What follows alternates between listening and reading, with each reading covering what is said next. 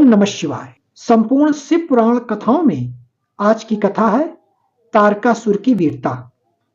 ब्रह्मा जी बोले, नारद, इस प्रकार देवताओं और दानवों में बड़ा विनाशकारी युद्ध होने लगा।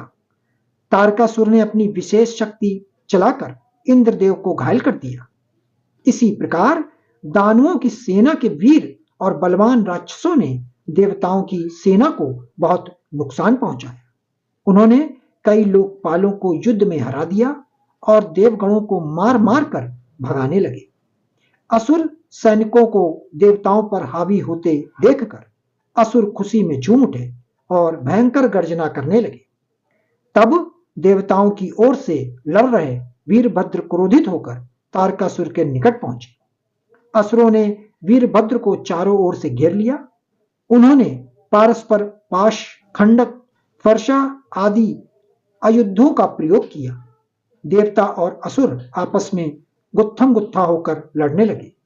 तभी देवताओं की ओर से वीरभद्र तारकासुर से लड़ने लगे। वीरभद्र ने पूरी शक्ति से तारकासुर पर आक्रमण किया और उसको त्रिशूल के प्रहार से घायल कर दिया। घायल होकर तारका जमीन पर गिर पड़ा, परंतु अगले ही पल उसने स्वयं को संभाल लिया और पुनः खड़ा होकर वीरभद्र से युद्ध करने लगा। महाकौतुकी तारक ने भीषण मार से वीरभद्र को घायल करके वहां से भगा दिया। तत्पश्चात उन्होंने वहां युद्ध कर रहे देवताओं को अपने क्रोध का निशाना बनाया।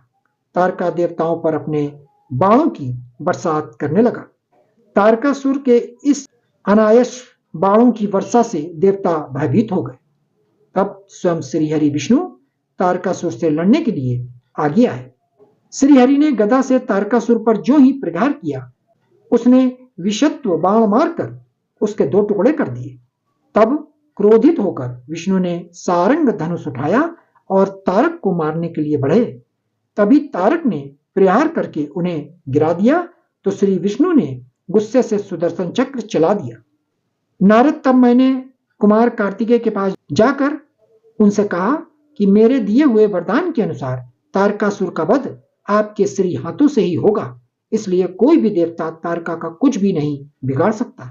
यह सुनकर कार्तिकेय रथ के नीचे उतर आए और पैदल ही तारका को मारने के लिए दौड़े।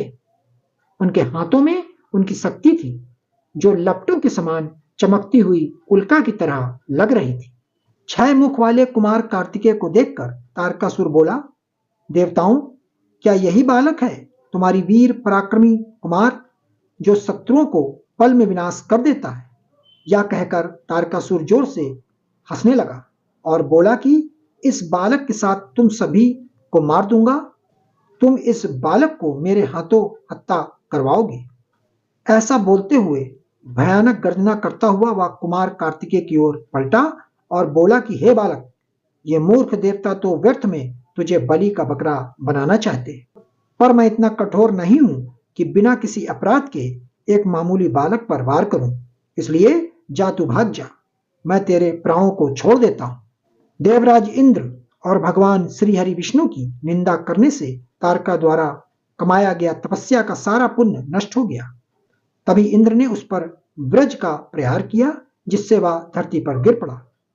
तब कुछ ही देर में तारकासुर पूरे उत्साह के साथ पुनः उठकर खड़ा हुआ और अपने भीषण प्रहार से उसने देवराज इंद्र को घायल कर दिया और उन पर अपने पैर का प्रहार किया। यह देखकर देवता भयभीत हो गए और इधर उधर भागने लगे।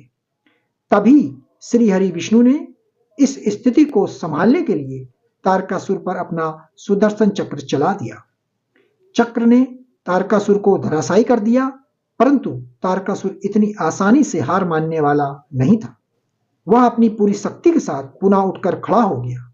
तब उसने अपनी प्रचंड शक्ति हाथ में लेकर भगवान विष्णु को ललकारा और उन्हें अपने भीषण प्रहार से घायल कर दिया। विष्णु जी मूर्छित होकर पृथ्वी पर गिर पड़े। वहां का यह दृश्य देखकर सभी देवताओं में कोहराम मच गया। सब अपने प्राणों की रक्षा करने के लिए इधर उधर भागने लगे। सारी सेना तितर बितर होने लगी। यह देख वीरभद्र ने तारकासुर पर आक्रमण किया। उसने त्रिशूल उठाया और तारकासुर पर वार किया, जिससे तारकासुर भूमि पर गिर पड़ा, किंतु उसी क्षण उठकर उसने वीरभद्र को अपनी शक्ति से घायल करके मूर्छित कर दिया और जोर जोर से हंसने लगा। संपूर्ण शिव पुराण कथाओं में कल की कथा होगी तारकासुर का वध। ओम नमः शिवाय।